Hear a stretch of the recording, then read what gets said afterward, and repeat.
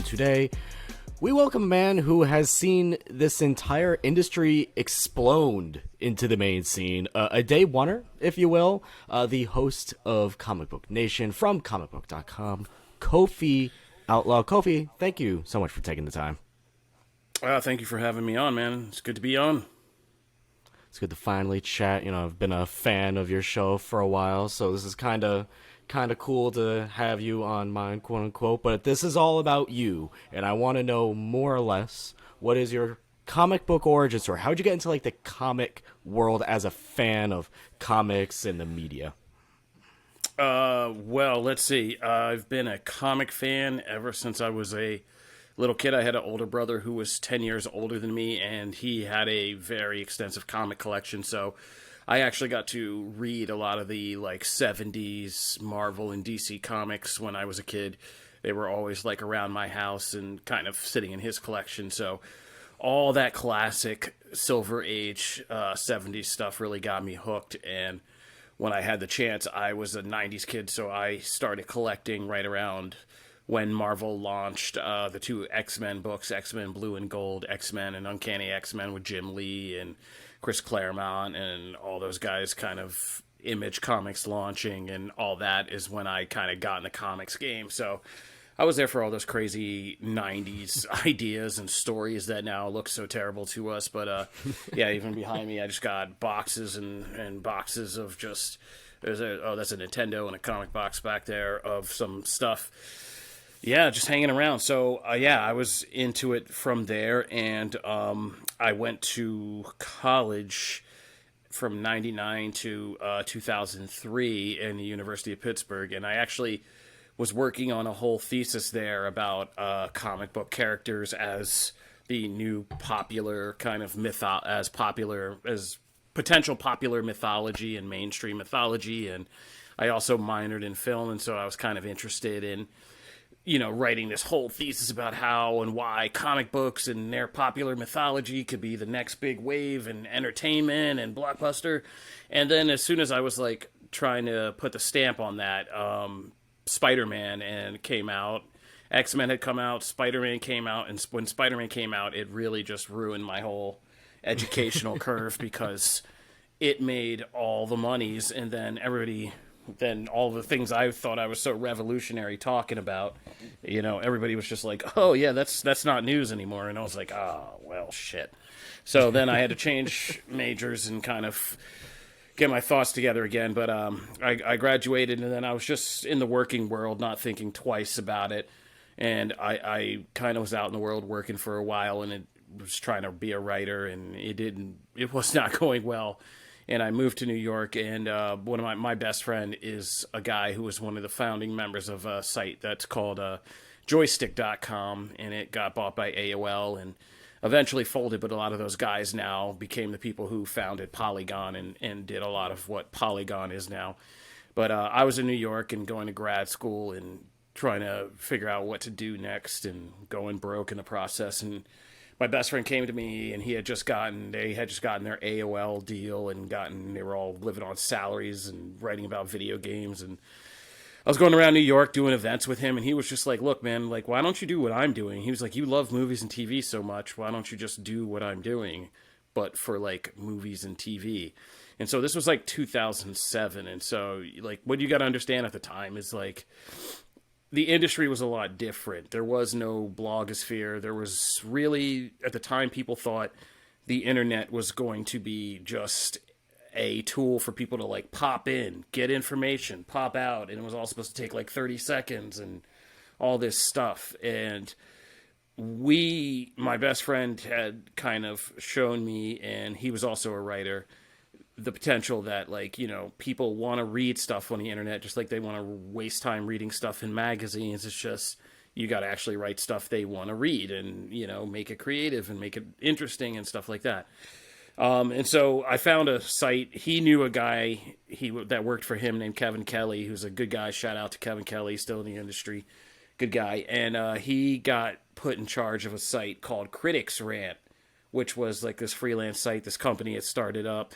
And they hired a bunch of people, and so they hired and they paid. I remember they paid $10 for an article, $20 for a TV review, and $30 for a movie review. And their assumption was like none of their writers were going to go out and like this would never cost them a lot of money. I was like, oh shit, I see a full-time job. So I was just like reviewing everything, and I reviewed some of the worst TV shows. Oh my god! I did. I remember I did the pig. One I ate crow on. I reviewed the pilot episode of The Big Bang Theory, and I was like, this crap show pandering to nerds. This shit will never last. Like, wow, I was real wrong about that. Wrong. So ate a lot of crow on that, but did a lot of reviews, did like all of that, and we actually made a lot of headway. And the site was starting to do really well and was growing. Unfortunately, like I said, that was 2007, and so we got to 2008, and the financial world collapsed. And the first thing every company did was say, "Well, there's an easy cut I can make right here," and so they cut like every movie site. So I was out of a job. A bunch of people were out of a job, and then I was scrambling.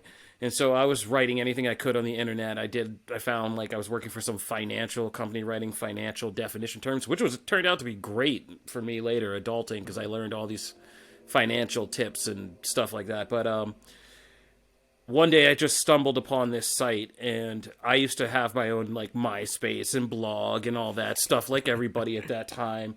And my whole thing was I used to like black backgrounds with white writing, and that was like my whole, I was so edgy with that. And so I found this site that had a black background, white writing, and had like a gold trim. And I was like, oh shit, I like the look of this. So I was like, all right, I'll work for this. And it was called Screen Rant. And so it was like Critics Rant, Screen Rant. That seems like an easy jump. It's letting me rant about even more stuff. Like, all right, great. So that's about as much thought as I gave it. And I went and I found the guy who ran it, and it was a guy named, for legal reasons, I'll just say his name was Vic, and he was just kind of like, oh, I just write this site. He was a big Iron Man fan. He was also like a heavy conservative. He wanted to make like a conservative version of a Hollywood site.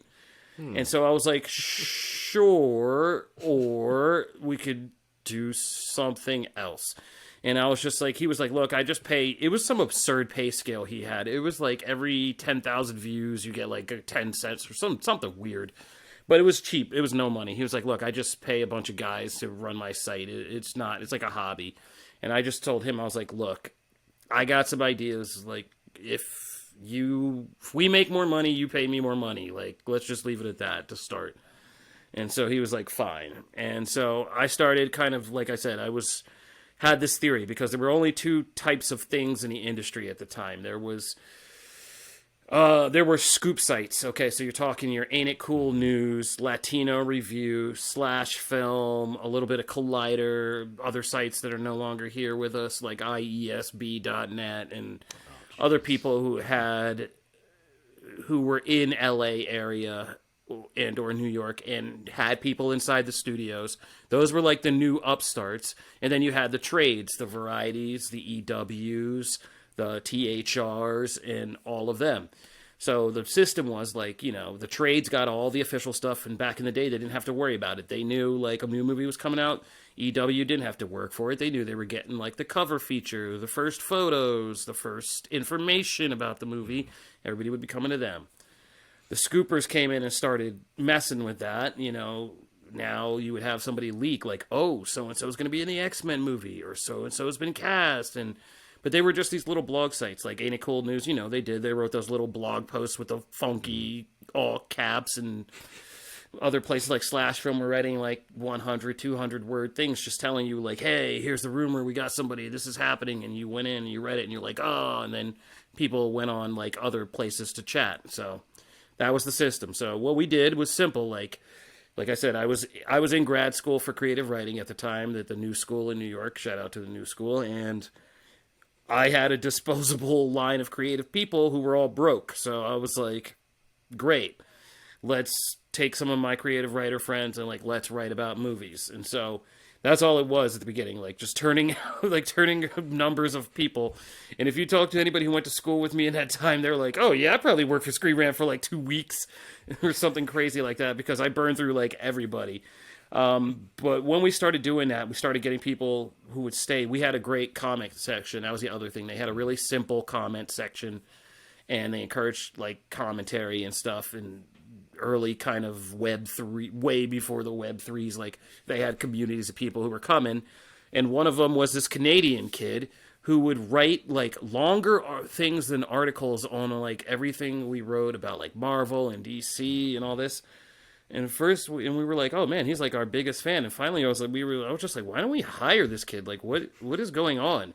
And that kid was Rob Keyes. That was Rob Keyes. He was a commenter who just was our biggest theory commenter person, and wrote like these awesome, like, I mean, like article length responses. And we were just finally like, let's just hire this guy. And he was in business school at the same time I was in writing school. He was in business school, and he came on, and so he was like the second editor. And in that first year between 2008 and 2009, Rob and I worked together on Screen Rant, and we grew that site by like, what was it? I think 1,000% in 1 year. Like we grew like literally 1,000%. It went from like, because it was about 5,000 visitors a month maybe, because it was like again, it was just a hobby site. And then we started getting like about 500,000 just from taking the news, because we couldn't have anybody in LA. I was in New York, Rob was in Canada, Vic lived in Utah, and so it was just like he wasn't doing anything.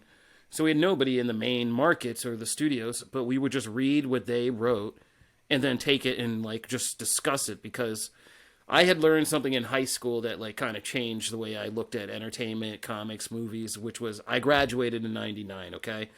And so like now everybody writes about 1999 and the year in film, and it is significant because it was like this weird year where blockbuster entertainment and kind of art house started to meld a little bit.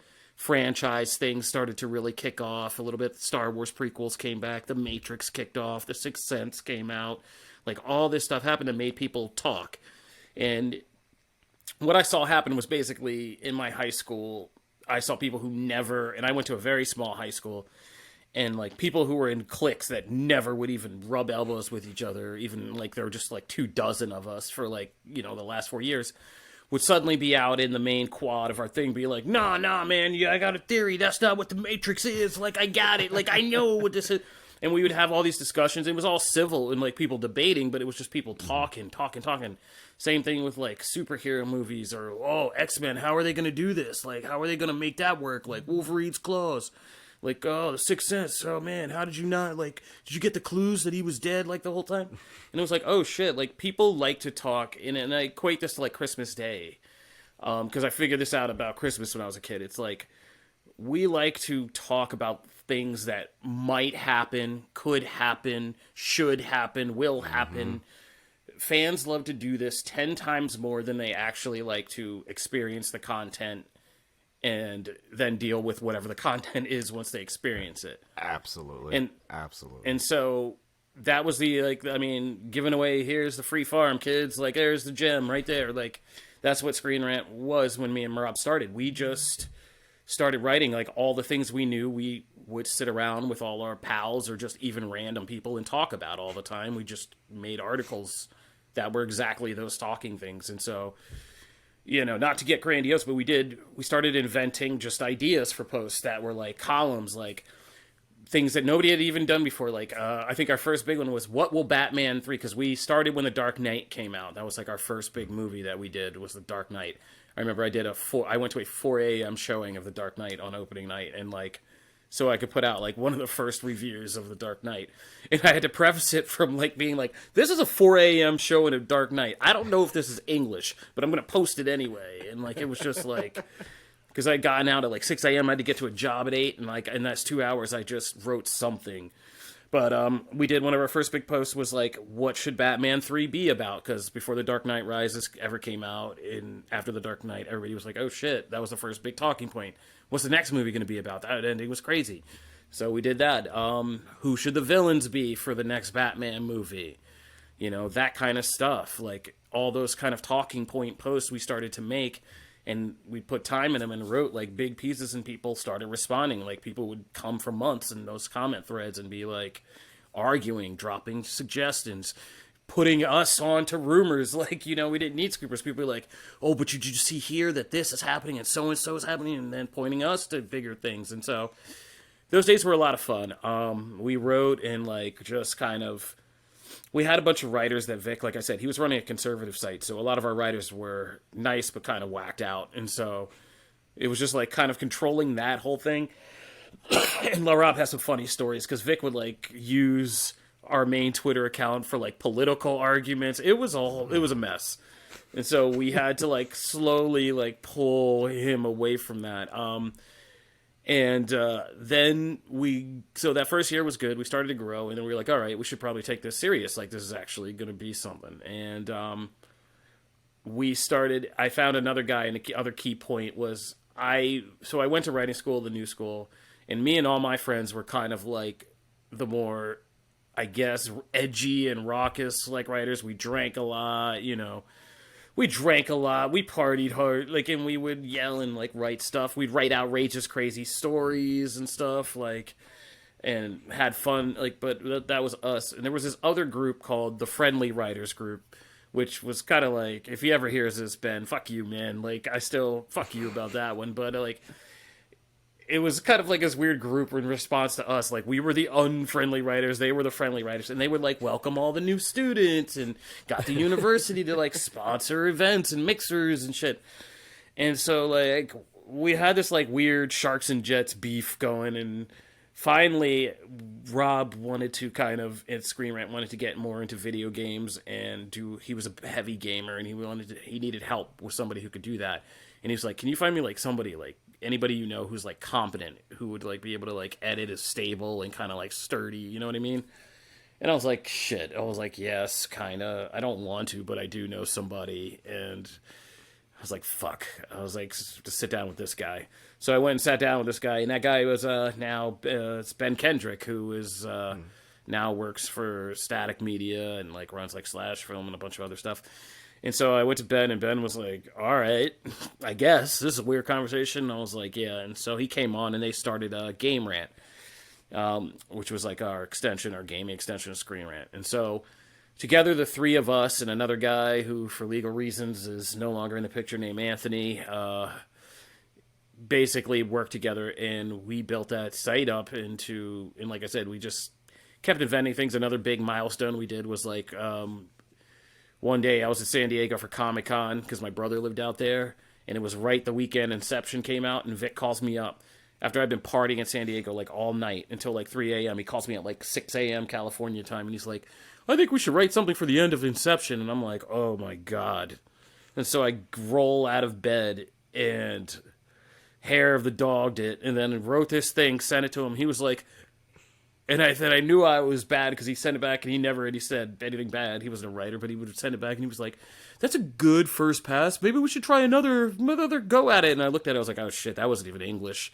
But I wrote, it was like, we invented, so in that crazy haze, I invented what's now like the ending explain post. It was like the first ending explain post, which I still don't do anymore because I like still have fucking tremors from doing that first one, but it was like nailing down all the questions and explaining Inception to people. And you can go on Screen Rant and find this post. It's still there. We had to I think we cut the comment section off at close to 8,000 comments eventually, because after many, many years, because it wouldn't stop. And it was like getting kind of weird. People were coming up with like terrorist cells in this Inception Explained post after going down the rabbit hole and being like, well, now that we know the universe isn't real, we should take it over. And we were like, whoa, like everybody's chill. Like people were like literally losing their minds in this Inception Explained post. Like, I know this is a good explanation, but I know it's really saying the world we're living in isn't real. I was like, holy God. Chris Nolan broke a lot of people. But yeah, I mean... But no joke, that one post, and I bring it up not like as a flex, but that one post like changed our whole stratosphere. It gave us like visibility, it launched us. People like started linking back to us, and it was just kind of off to the races after that. And that was kind of it. So I just sat in New York for about 6-7 years and grinded it out, which, I mean, it wasn't that much of a grind. It was actually a good time because I lived in Midtown Manhattan, all the studios and like everything were right there. We eventually got good with everybody, and it was like, yeah, it was a good time. And we had a good time building up that site and kind of making it into something. Then a bunch of business got involved. It got sold. Everything got ugly, and and then we all separated. So again, for legal reasons, I can't go too deep into some of that. But that all got crazy. So my advice is, if you're going to build something, kids, always plan not just for failure, but plan for success. Make sure you plan for success, because it can be the tougher nut to crack sometimes.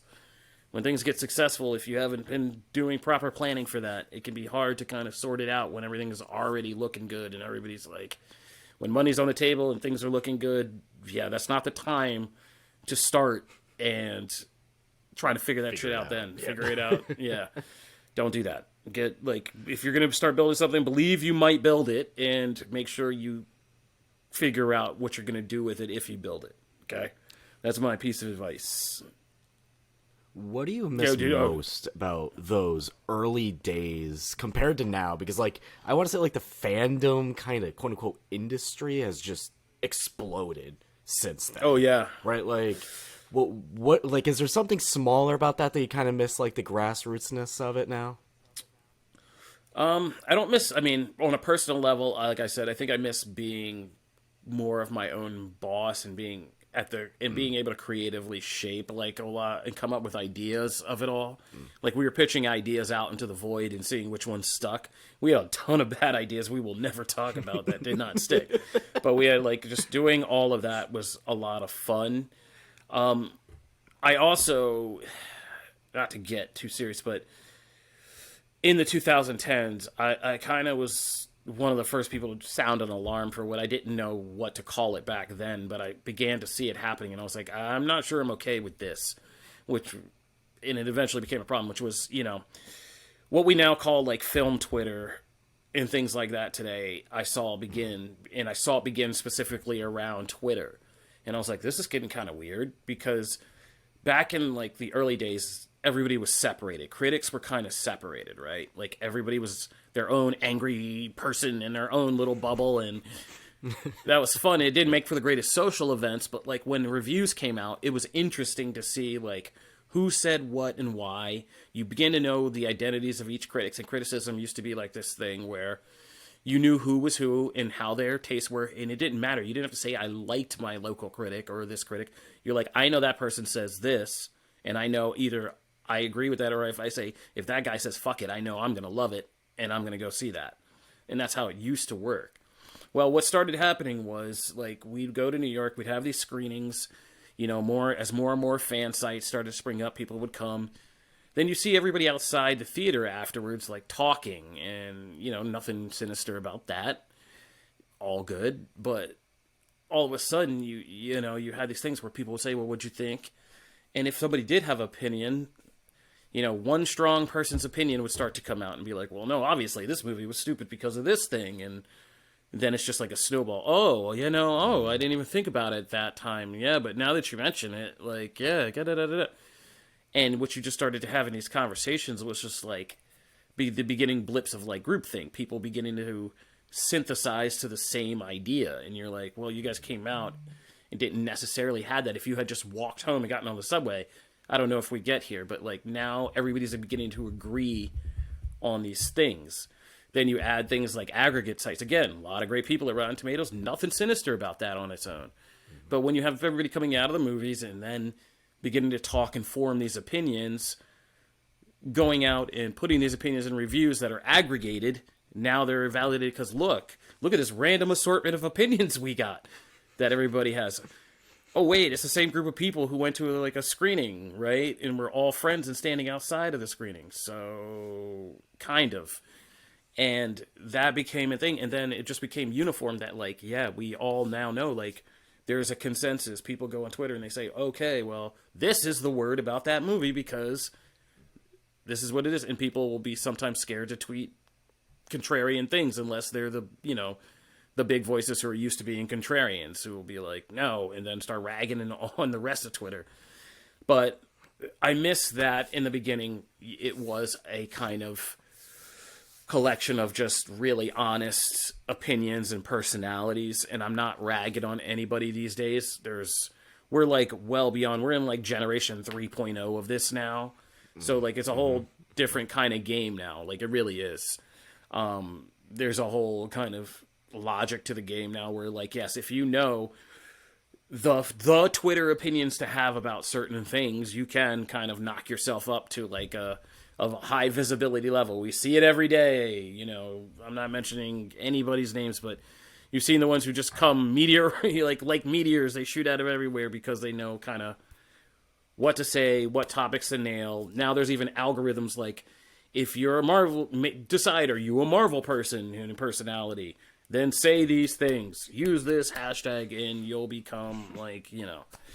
And so there's like a whole formula to it. But I miss the early days when it was like the Wild West because it was sometimes harder to dig for information. But for like, it was a lot more Googling. But it was just some wonderful like personalities and people. Like there are people I still read just from like stumbling, like a lot of the guys at Up Rocks and Film Drunk and stuff like that. I still love who I stumbled on because you could do like people were just doing random crazy stuff. Like I said, throwing stuff at the wall and seeing what worked. So, you know, I'm a pioneer. I miss the old Wild West frontier days of it all. But yeah. I want to take it back way, way, way early, at the very beginning of this. You said you had some Silver Age comics behind you. Is there any runs in particular that really stick out with you? Oh man, I was a big sucker for like weird, and I just started remembering this as the MCU shows have come on. But Avengers and Avengers West Coast, like I read all that stuff. I read like Hawkeye, Mockingbird, Vision Quest. All Vision and Scarlet Witch's whole like romance, like a bunch of the Kang stuff, like all those like mysteries. I read the Spider-Man, Green Goblin and Hobgoblin mysteries, like a lot of that stuff. I got to read when I was a young kid in actual comics. X-Men, Mutant Massacre, and then all that stuff I read. I mean, I have those issues tucked away somewhere, secret. But like all that stuff, the Wolverine versus Sabretooth, Wolverine's like monthly starting those first runs when the miniseries in Japan, like Chris Claremont, like all those guys from the Silver Age, I got to read. Same with like DC.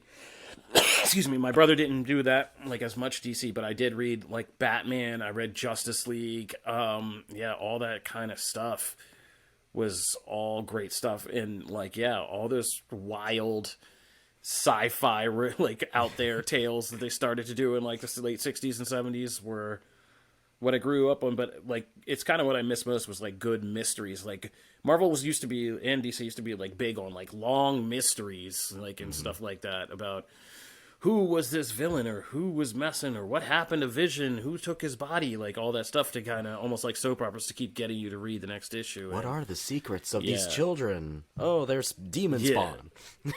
Yeah, all that stuff was all like just how I learned to read comics, the melodrama, like all that crazy wild out there sci-fi traveling the world stuff. Yeah. I have those. I've been collecting those West Coast Avengers runs. So whenever I go to my comic shop, I go in my dollar bin, see what Dan has back there, because he'll just throw some random West Coasts in there that he'll just find. Grab all of them I can find, even if I duplicate them, it doesn't matter. They're $1. Throw them back in. See what I have duplicates of back there. I love. Oh, those were some of the best. Oh, West Coast Avengers was so good. Wonder Man. So good. I used to be, even as a kid, I used to be like, I could just tell you the whole drama of, which I don't even know if I now like think about it, registered how weird this was. Scarlet Witch's whole romance with like Wonder Man and Vision, and whose soul is she putting in new bodies, and long before we were talking about trans stuff, kids, I was, we were reading like, soul, which body is your soul in? You got half a soul in this body and like a couple memories over here. Oh, well, I'm sleeping with them both.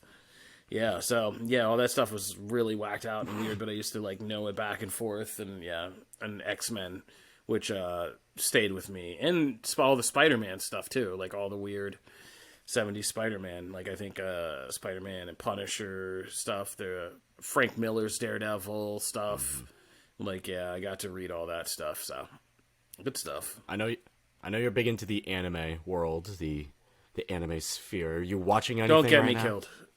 Don't get me killed. Don't say I'm big. These kids out here, there's so many like it's the same thing. I didn't say. Anime's You're exploded so into much. it. You Yeah. are. You watch things. I never judge anyone based on fandom, whether like you watch every single thing sub only or just you watch it because you like it. No, I was just making a joke saying because there's so many hardcore anime fans that I'll be like, yes, I am into it. And they'll be like, you're not. You're just a shonen fan.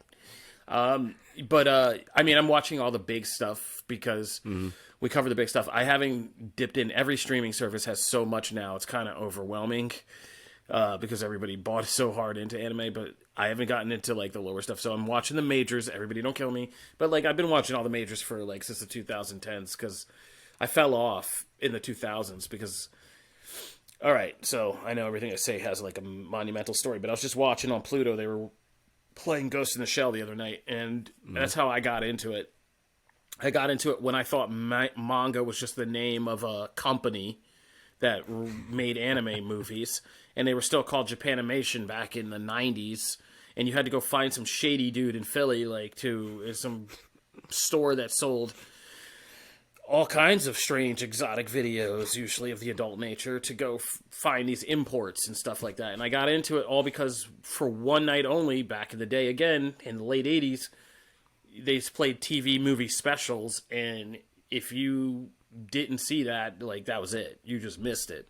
And you might never see that shit again. So you did not have any way to figure out what you saw. So one night I taped this movie I had wanted to see after seeing a commercial, and it turned out to be it was Dragon Ball: Curse of the Blood Rubies, which is like an early Dragon Ball movie when Goku's still a little kid. And I could not make. I was just like, I love this. What the fuck is this? And my tape cut off right at the end of the movie, like in the third act. So I was obsessed with like it stuck in my head because I never got to finish it, and so I was always obsessed with figuring out what this movie was. So I always scoured anime things until I found it. But yeah, so I gotten into it in the 90s. Street Fighter 2 changed my life. The animated movie like changed my fucking life. Me and my friends like got that because we were big Street Fighter heads, and it was like Street Fighter in Japanimation. This is amazing. And which is hilarious because I think was it you maybe or people now I see using the GIF and the meme of the beginning of that movie of Ryu charging up the fireball, like they use that a lot like in Twitter threads. And yeah, anyway, but that changed my life. But then in the 2000s when I started going to college, there wasn't anything really good. I watched Dragon Ball Z on Cartoon Network every with me and a bunch of other dudes would have our male soap opera time and watch Dragon Ball Z. We watched the Frieza saga and all that shit. But after that, I never really got on to or got the memo that like Naruto had started and gotten into any of that. So I fell off. But yeah, no, I got back into it in the 2010s, and Attack on Titan's what got me back in. That's all to say. So when Attack on Titan hit, and I started hearing like there was this like action horror sci-fi anime, I was like, what? And I was like, it was so popular. And I burned through the first season, and I was like, oh, yeah, I'm back, baby. Like, that scratched my itch. And so from there, I caught up on Dragon Ball. I mean, I had finished Dragon Ball Z. I watched that religiously on TV, like when it aired. But I rewatched it because they had done the recuts, and so, like, I watched the new versions. Never watched GT, because that's where I fell off again. GT was silly as shit when it came out. And I was like, I can't get into this. Started dipping into Naruto, Shippuden, and then kind of just going back where I needed to the original, and like Attack on Titan, Dragon Ball, Naruto, and then it just started going from there. Like, yeah, I mean, My Hero Academia came, and that of course hit the sweet spot. I was like, a superhero anime, all right, fuck this, like I'm in. And then I got back into manga after that. When My Hero came out, that really pulled me back into like the actual reading manga again. And then, yeah, then it just keeps getting better after that, right? Like it's just like you get your My Hero, then you get like your Demon Slayer, and yeah, you get all like just doper and doper shit, Mob Psycho, like just more incredible shit keeps coming out, and it's like, oh, Jujutsu Kaisen, and you're just like, well, I can keep sticking with this, and yeah, so. That's how it kind of happened. It's been on fire. Yeah. Yeah, yeah. Star Wars is another big one for you. What is your just favorite thing about Star Wars? I think Star Wars is for me, you know, I've been listening to too much Midnight Boys lately. Like trying to separate my thoughts here. Yeah, shout out another podcast and people that like Midnight Boys. Still a lot of great personalities out here these days. But the fucked up family. I mean, the first Star Wars movie, the archetypal, the hero's journey. I think everybody can relate to the idea that like while you're in your shitty kind of mundane normal life, no matter how good you have it or how bad you have it, the routine of your life still feels like the routine of your life. But like the day that somebody just appears and then like, oh shit, you've been waiting around, but we have this great purpose that only you can fulfill is like, and then you like literally nailing it down to like nailing some miracle shot, saving everybody is like the ultimate kind of hero journey jerk off fantasy that never gets old. So like, yeah. And you know, a hot princess in the middle of it all. So that's dope. And everybody loves that, right? Like in that weird way, Star Wars is like a perfectly executed movie about kind of sending you this scary villain to start and this girl to like, ooh, like I want to see her again, like and root for her, and then these funny little droids who lead you to this old crazy man who leads you to this like weird kid who turns out to have this destiny. Then you meet these scrappy pilots. Then you start this like adventure in a spaceship you've never been on and all that stuff. Like it just blew my mind. Every step of that, beat for beat, that movie just A New Hope just really does. It is that magic movie. So that was easy. But then when Star Wars, when I realized, because I didn't see them in the theaters originally, I was born in 81, so I saw them when Fox reran them like on a weekend like right now, when you spent your whole weekends on holiday weekends and your parents would be like, sit down, here you go, and like just turn this on, and you know, then you could sit there for 9 hours watching 3 Star Wars movies or whatever it was. And so I did that all the time. But when I realized what a trilogy is still... And I don't think George Lucas gets enough credit for this. Like, even now in my own writings, when I write, like, genre stuff or just, like, you know, when I'm working on my own stuff, I can't get out of Star Wars. Like, I still want to write it, like, a thing, a prequel, and a sequel afterwards, you know, like, and where I play with all that. And the second one's got to get a little darker and be like, oh, shit, things might get fucked up until you get to the third one, and everybody, like, does a harder win than the first one. Like... all that's like so burned into us now and into the culture of storytelling that it's like, it also hit me when I saw Empire and I was like, oh shit, these don't have to have happy endings. Like that's crazy. Like, and the twist, of course, like, oh shit, that's his dad. Like that's so fucked up. And you know, that's what also gets into it. And like I was saying, the Midnight Boys of it all, but like the family drama, right? There's like a whole bunch of like family stuff about, you know, having especially if you're like a dude and it's about if you have any kind of dad issues, like just, you know, the shadow of your father and are you going to grow up? And I really do want to get into this because this is where I think people fuck up on Last Jedi and Luke and all of this. But like Luke Skywalker was a dude who's just trying not to become an abusive guy like his father. If you want to put this in like backcountry beer terms, like his dad was like one of the meanest drunks in the fucking county. And his whole thing was, I gotta like face my dad and reconcile all that, but I can't become all fucked up like my dad. And later he gets to old age and he starts to become fucked up like his dad, and he's like, oh shit, I'm getting out of here. Like, and he just bugs out and he's like, I'm not doing anything. And that's why, kids, when he says, do you want me to pick up a sword and start swinging? He's like, no, man, like that's exactly what my dad did. Like he was nuts and he picked up a sword and just started swinging it at people, and like that's not what I'm doing. Like, so anyway. This is not a Last Jedi defense podcast. I mean, I do love Last Jedi, so you and I can probably just go on for another 30-something minutes about that movie. But yeah, no, it's a great movie, and like people, the Luke Skywalker part just bothers me because I don't think people ever put together in Star Wars that Luke Skywalker never really. I think the Jabba fight is the only one he actually really wins with like a sword in his hand. His whole victory after that is always. In the first movie, it's letting go. Like, just let go. Close your eyes. Let go. You don't know what you're doing. Just let go. Something else knows what he's doing. And then, like, in the third movie, it's like putting away his sword and be like, fuck this. I'm not fighting. Like, is how he wins. Martin Luther King's this whole thing. He's just like, I'm not doing it. I'm not fighting. And that's how he won. People were like, that guy should have come out and fucked everybody up. And, like, then we get The Mandalorian, which I love. But, again, dude, his whole thing for Luke's part is knowing when not to fight was his whole fucking heroic arc of not being like his dad. So anyway, we're off the topic. You asked me why I love Star Wars, not why Hey, you gave I'm a great insanely answer. mad. Yeah, not why am I insanely mad, but short answer is the movie magic of the first one got me, and then the structure of the trilogy forever kind of just changed my whole outlook on stories and how to tell them and doing all that. So yeah, it got me.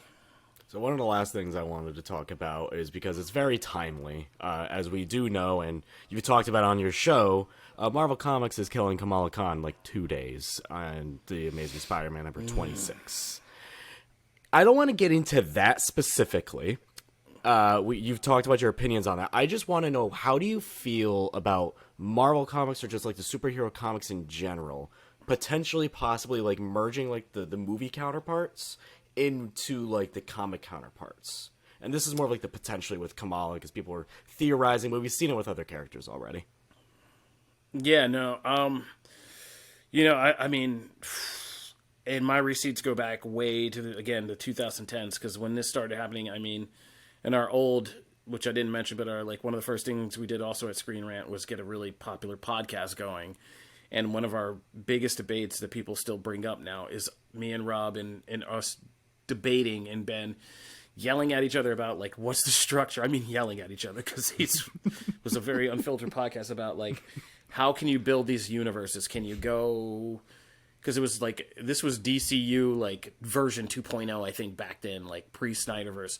And they were just going to do a bunch of event films and then segue into like the character films. They were doing the opposite of Marvel. And it was like this whole kind of major debate. And when that happened, when Disney bought Marvel, one of the first things we started to debate especially was, okay, like what happens to these IPs when they get really popular? And what do they do when all these big companies start looking at the publishing end and being like, why is this thing costing me so much money to throw ideas at the wall? Which is essentially what comic books are. New creative team, come in, let's throw a new idea at the wall, see if that sells. Maybe it does. The sales go up, the sales go down, like. But if you're doing comics, you're not in it for the profit, right? You're in it for the IP establishment and the brand establishment, and you make your money back in comics. You don't make money on publishing and all that those hard copies and doing that and distributing them and shipping them and all that. You make it in making sure that that comic gets people to recognize Spider-Man, and then you can sell a bunch of Spider-Man underwear and posters and all that shit. That's the game of comics, and it always has been in a way. But yeah, so the question was always like, when these brands get popular in movies, as TV shows, like, are these companies still going to have the respect to look back at the publishing and be like, yeah, this is the thing, where all these seeds got planted, we should keep it as is? Or are they just going to try to streamline it and be like, well, now that everybody knows that Tom Holland's Spider-Man, maybe this guy in the fucking comic should look a lot more like Tom Holland, and like that kind of thing. And so it gets risky, right? Because I think, like everything in life, there's no simple answer, because it's like, I've seen the positives and negatives of both sides. Because what's been interesting is it's not a one-way street, which is people always look at it like the danger is it's a one-way street. But it's been a two-way street. Like, there's shit from the movies that you now see. Like, they're now drawing fucking... If you read the new Scarlet Witch comic, they're drawing Wanda to look like Elizabeth Olsen. She acts like Elizabeth Olsen. And you're like... I think we talked about it on Comicbook Nation. I was like, okay, that's cool. But at the same time, it's good because Marvel has fucked up Scarlet Witch's character so many times, whereas an actress as talented, as smart as Elizabeth Olsen has put things in that character that I've been like, okay, well, I like MCU Scarlet Witch in a lot more depth and like actual character than what we saw on the page. So the fact that they're like, okay, well, we didn't have these ideas, we should steal from Elizabeth Olsen and maybe bring some of that in, is like, I'm okay with that. But yeah, but I'm also not okay when, like, Guardians of the Galaxy used to be a great comic because of how weird it was, like, and nobody knew what that comic was, so they could do, whoever that creative team was would start doing whatever the fuck they wanted to do. Because no one, and that's how you really got said to anything. like, yeah, and that's how you got to like what Al Ewing and like all these people who did like, or was it Ewing? I don't want to get killed again, but who did all the like really good Guardians of the Galaxy reinvent and made that team like what it was. No, it was Dan Abbott. That's right. Whew, see, I would have gotten killed, but it was Dan Abbott. Yeah, who really did that really well. And do I still have you? Yeah, I got you.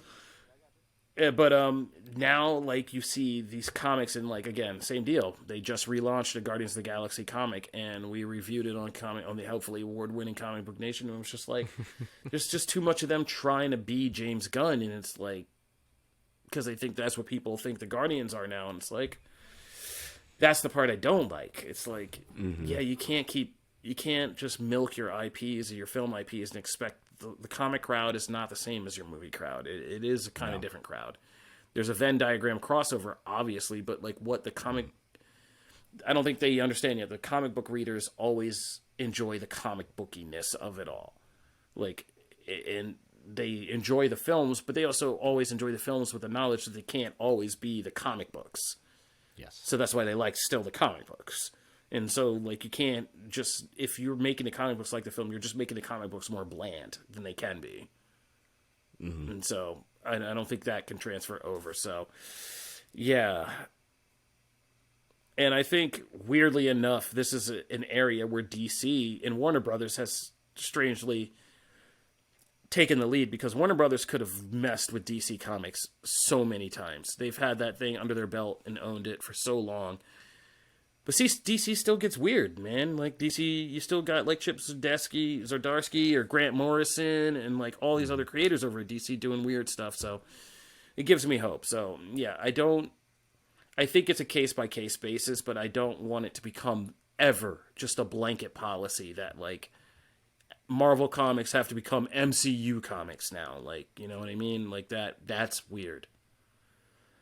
And it limits the entire thing we love about comics, which is, again, new minds, new visions, new artists coming in, throw some shit at the wall.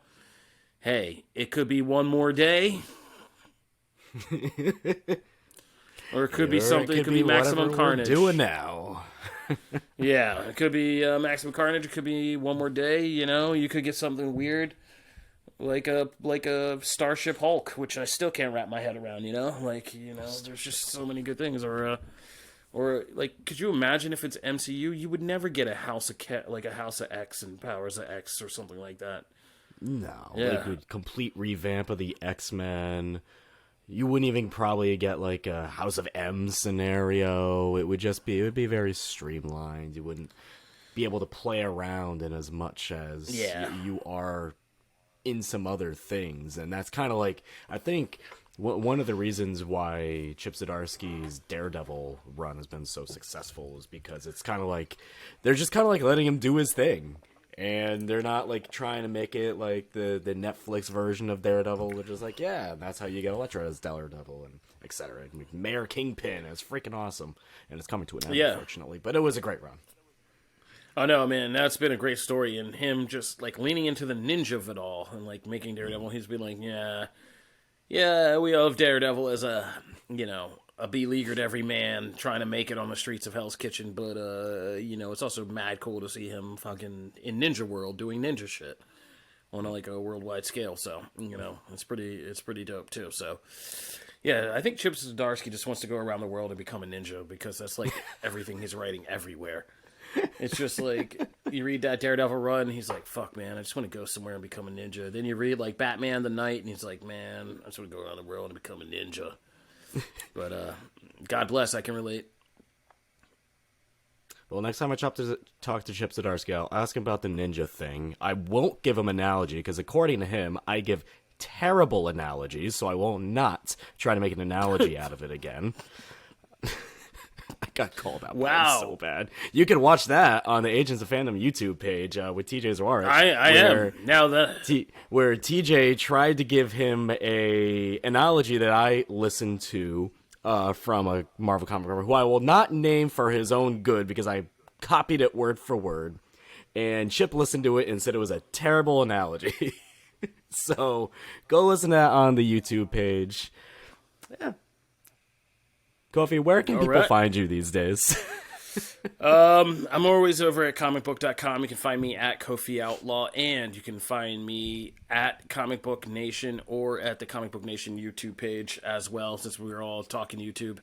Yeah, go there, throw us a subscribe. We have crazy, weird things. We have fun. As Damon knows, we would love to get more people in our live chats when we do live shows every week. Yeah. Oh, it's always a good time. Yeah, it's such a good time, and we have great fans, and yeah, that's who you can find me. Come join in. You can find me on Twitter at Damon Tweet, so long as I'm on it. You can find me on TikTok at Damon Talks Comics, TOKS, so long as I can still access it. You can follow all of the Agents of Fandom network stuff, like the Agents of Fandom podcast, Ticket to Reality, Fandom Academy, the Critic Show on YouTube, of course, the Comic Corner, which we do weekly comic reviews, poll of the weeks, news. We've been interviewing a ton of creators. Jed McKay's interview should be out now, so go watch that if you haven't done that already. And you can also follow us on the site for our Agents of Anime section, where we're just reviewing whatever the heck comes out these days, because that's a lot.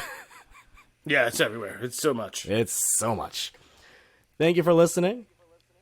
Have a great rest of your day, and make sure you listen to all of your good stuff. And read comics. Go to your local comic shop. Go Yeah, support. for sure. Go support your local